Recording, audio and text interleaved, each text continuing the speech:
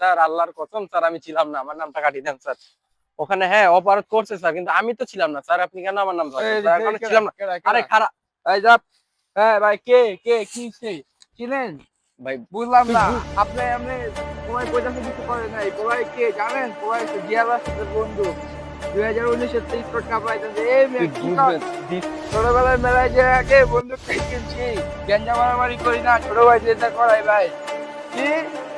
আরে ভাই আপনি তো আমার চিনলে অসুবিধা হয়ে যাবে ভাইয়া। এই মেয়া শুনেন, আপনার একটা গান নাই?